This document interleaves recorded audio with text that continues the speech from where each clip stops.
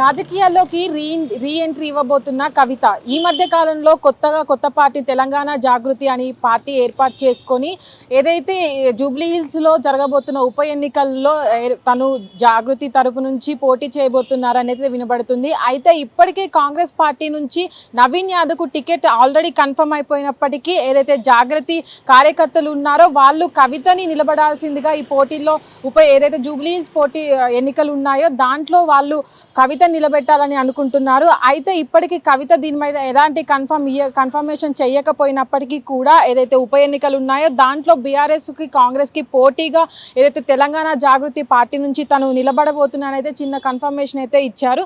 అయితే దీనికి సంబంధించి ఏదైతే జూబ్లీ హిల్స్లో మాగంటి గోపీనాథ్ చనిపోయిన తర్వాత అక్కడ ఎన్నికల మీద చాలా కాంగ్రెస్కు బీఆర్ఎస్ పార్టీకి మధ్య పోటీగా ఎన్నికలు జరుగుతాయని అయితే అందరూ అనుకుంటున్నారు. కానీ వీళ్లకు పోటీగా ఏదైతే కొత్తగా జాగృతి పార్టీ ఏర్పాటు చేసినటువంటి కేసీఆర్ కూతురైనటువంటి కవిత కూడా ఈ పోటీలలో పాల్గొంటున్నారని అయితే జాగృతి కార్యకర్తలు అయితే కొంతమంది కన్ఫర్మ్ చేస్తున్నారు. అయితే ఇప్పుడు చూడాలి ఏదైతే మూడు పార్టీలు తెలంగాణ రాష్ట్రంలో ఉన్నాయో ఏదైతే జాగృతి అవ్వచ్చు, బీఆర్ఎస్, కాంగ్రెస్ పార్టీ, బీజేపీ అవ్వచ్చు, ఇక్కడ ఉన్న వాళ్ళకు ఎక్కువ మోతాదులో ఏదైతే సిట్టింగ్ ఎమ్మెల్యే మాగంటి గోపీనాథ్ చనిపోయారో వాళ్ళ ప్లేస్లో మళ్ళీ బీఆర్ఎస్ వస్తుంది. అక్కడ జూబ్లీ హిల్స్లో మాగంటి గోపీనాథ్కే అక్కడ ఎక్కువ మెజార్టీ ప్రజలు మాగంటి గోపీనాథ్కే ఎక్కువ ఏదైతే అక్కడ పోటీ చేస్తారో వాళ్ళకే ఓట్లు వేస్తారని అయితే అక్కడ వాళ్ళైతే చెప్తున్నారు. ఇప్పటికే మాగంటి గోపీనాథ్ చనిపోయిన తర్వాత వాళ్ళ భార్య అయినటువంటి సునీత కూడా అక్కడ చాలా చురుగ్గా ఉంటున్నారు. సోషల్ మీడియాలో కూడా ప్రచారాలు జరుపుతున్నారు. అందుకు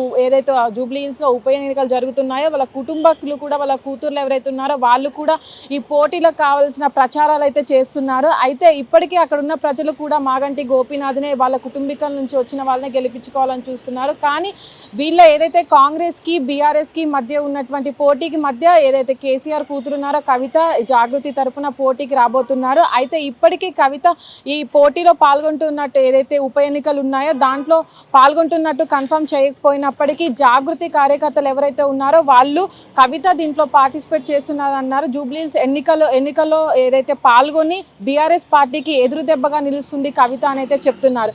అయితే ఇప్పటికే ఏదైతే జూబ్లీ హిల్స్ ఎన్నికలు ఉన్నాయో దాంట్లో ఇప్పటికే కాంగ్రెస్ పార్టీ నుంచి నిలబడ్డ నవీన్ యాదవ్ కానీ టికెట్ కన్ఫర్మ్ అయిన నవీన్ యాదవ్ కానీ ఇప్పటికే బీఆర్ఎస్ పార్టీ నుంచి ఎలాంటి క్యాండిడేట్ని కానీ కన్ఫర్మ్ చేయకపోవడం అయితే మనం చూడొచ్చు.